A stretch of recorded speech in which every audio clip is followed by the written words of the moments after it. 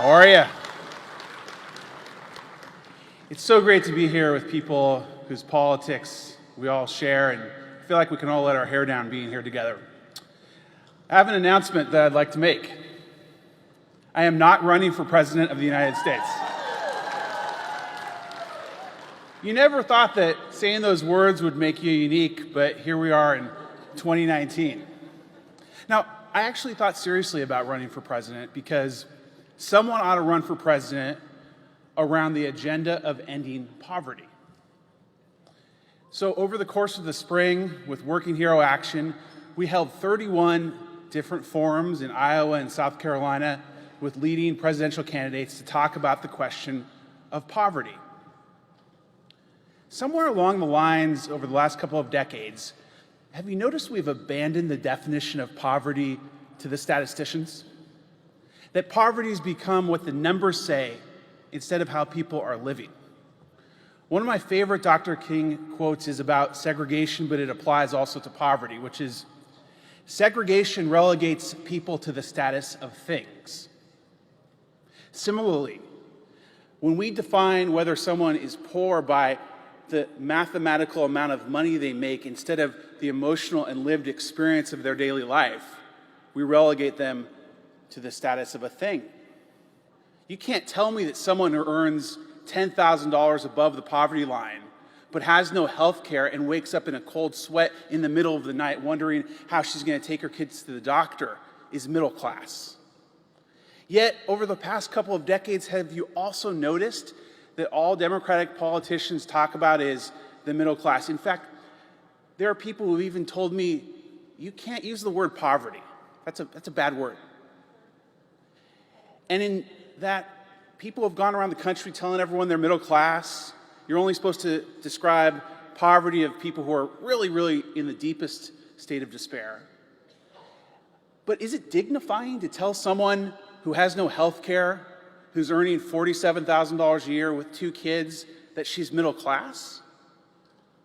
I think that's insulting. I think that doesn't see the life that that person is living.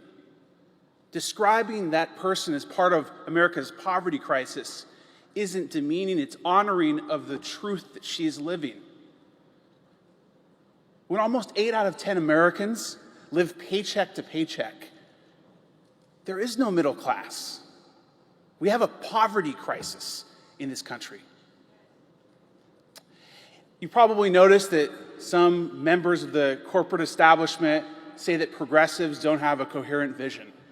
And that's such bullshit. This is our vision. Our nation ought to be governed to end poverty. Our nation ought to be governed to end poverty.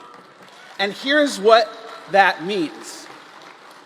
First of all, it means we recognize that poverty is the lived experience of real people. That poverty is the nearly 8 out of 10 Americans who are living paycheck to paycheck. Second of all, it understands that end poverty requires 2 really simple objectives. You have to make work pay a lot better by creating a minimum wage that's a living wage. Once we achieve 15, we need to go to 20 and 25. We have to massively expand the earned income tax credit. And then we have to make the things people have to buy every single day more affordable. And there's no bigger life's basic need that has to become more affordable than healthcare. And so part of ending poverty is we have to have Medicare for all. The third pillar of our governing agenda to end poverty is we have to get at the root causes of a system that treats some people differently than others. We have a poverty crisis because our system is infected with structural racism and structural misogyny. And until we change the rules and punish people who perpetrate prejudice with proportionate consequence, we won't end poverty and we won't end racism and misogyny. The next pillar of our agenda to end poverty has to be investing in jobs. Not random little initiatives here and there, but the kind of big investments in an industrial policy that we've done when America's produced the best paying jobs. And the obvious industrial investment we have to make is fixing our carbon economy and turning it into one that's carbon neutral. And that's why a Green New Deal is so important in our agenda to end poverty. And the last pillar is not a policy one, it's a culture change. The reason that all of us are going to be the ones who lead the charge to end poverty is because the charge is going to be led not by people in elected office, but by change makers in our community. You know, I think we rely on politicians too much. Politics is what flows from our culture. And if we're going to create a politics to end poverty, we have to create a culture that recognizes, speaks, writes, and shouts every single day, end poverty. To those who think it's crazy, we need to remind them of what Dr. King said in his Unfulfilled Dreams speech of March of '68. He said, "One of the great agonies of life is we are constantly trying to finish that which is unfinishable. We are commanded to do that. We are commanded as progressives to lead this nation to a governing agenda that ends poverty."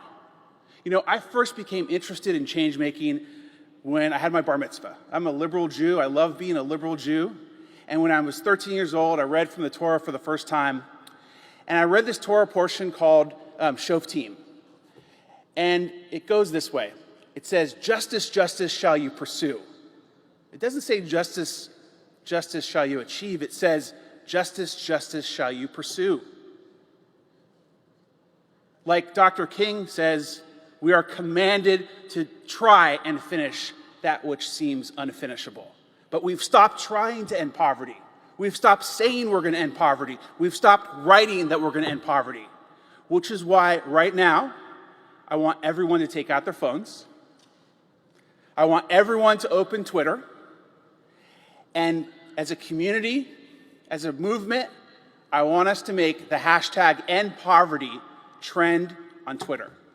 You know, I'm so passionate about this issue that sometimes I'll be looking on Twitter to see who's tweeting the hashtag end poverty. And you'd think that that hashtag would be as prominent as the hashtag #MeToo. Those are two of the most important hashtags in our moment. Yet, for some reason, people rarely tweet hashtag end poverty. That's going to change right now. Out of a middle class that's been turned into ashes from a monopoly economy, must rise a spirit that leads a movement to end poverty. And so my question is, will you rise right now? I want everyone to stand up.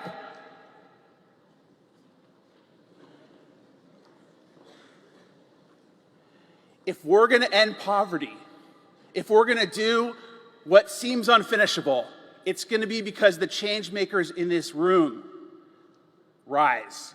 And so I want to hear us together say, in a chant, end poverty, end poverty, end poverty, end poverty, end poverty. Louder. Say it for the people who are living paycheck to paycheck. Think about the people who don't have health care who are counting on you. End poverty. Thank you, Netroots. I'm counting on you to end poverty. Thank you very much. Thank you.